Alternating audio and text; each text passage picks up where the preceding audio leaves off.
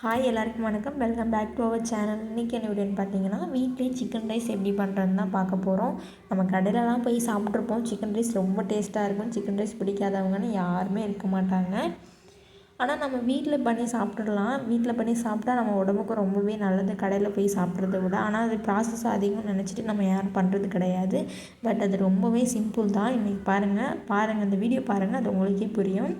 ஒரு பாத்திரம் எடுத்து வச்சுக்கலாம். 2 முட்டை ஃப்ரை பண்ணுற அளவுக்கு எண்ணெய் ஊற்றிக்கிட்டால் போதும்.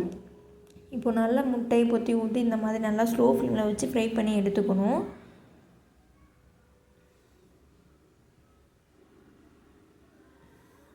இப்போ நல்லா ஃப்ரீ ஆயிடுச்சு. இதை நம்ம தனியாக ஒரு பாத்திரத்தில் எடுத்து வச்சுக்கலாம்.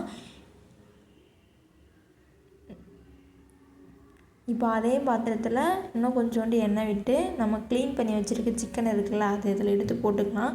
சிக்கனை பெருசு பெருசாக போடக்கூடாது. சிக்கன் ரைஸுக்கு குட்டி குட்டியாக தான் அந்த மாதிரி கட் பண்ணிக்கணும். அப்போ தான் நல்லாயிருக்கும்.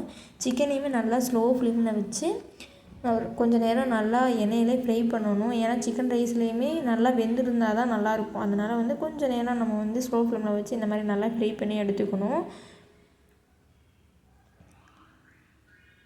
இப்போ நல்லா சிக்கன் ஃப்ரை ஆயிடுச்சு. நல்ல ஸ்டேஜில் தான் இருக்குது. இப்போது நம்ம இது மேலே குடமிளகாய், அதுக்கு முட்டைக்கோஸ், பீன்ஸ், கேரட் இதெல்லாம் சேர்த்து அதையும் நல்லா எண்ணெயிலே வதங்க விடணும், ஸ்லோ ஃப்ளேம்லேயே வச்சு.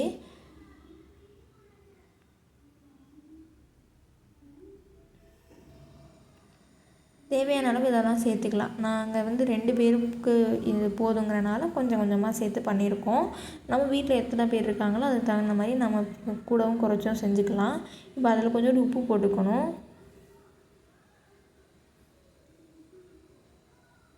நல்லா எண்ணெயிலே வதக்கிக்கலாம்.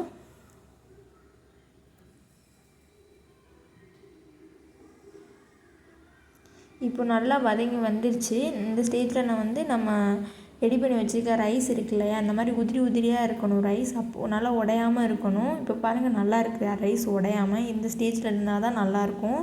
இது மேலே நம்ம தேவையான அளவு உப்பு, தக்காளி சாஸ், அப்புறம் பெப்பர், அது மேலே நம்ம ரெடி பண்ணி வச்சுருக்கிற முட்டை இருக்கு இல்லையா, அது எல்லாத்தையும் போட்டு நல்லா கிண்டி விட்டுக்கலாம்.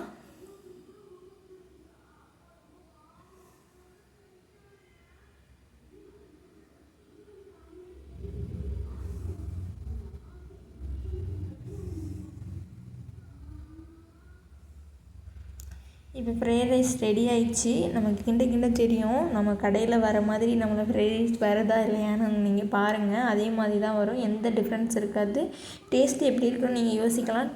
அதே டேஸ்ட்டாக தான் இருந்தது. நீங்கள் பண்ணி பார்த்துட்டு எப்படி இருக்குங்கிறத கமெண்ட் பாக்ஸில் எனக்கு மறக்காமல் பின் பண்ணுங்கள்.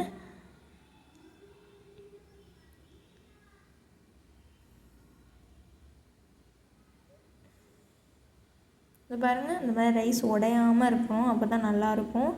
அவ்வளோதான், ஃப்ரைட் ரைஸ் ரெடி ஆகிடுச்சு. இந்த வீடியோ உங்களுக்கு பிடிச்சிருந்துச்சின்னா லைக் பண்ணுங்கள், ஷேர் பண்ணுங்கள், கமெண்ட் பண்ணுங்கள். மறக்காமல் நம்ம சேனலை சப்ஸ்கிரைப் பண்ணி வச்சுக்கோங்க. இந்த மாதிரி வீடியோஸ்லாம் எந்த மாதிரி ரெசிபிலாம் வேணும்னு நினைக்கிறீங்களோ அதெல்லாம் கமெண்ட் பாக்ஸில் கமெண்ட் பண்ணுங்கள். நான் நெக்ஸ்ட் டைம் ட்ரை பண்ணி போடுறேன். அடுத்து ஒரு இன்ட்ரெஸ்டிங்கான வீடியோவில் மீட் பண்ணலாம். டாட்டா, பாய் பாய்.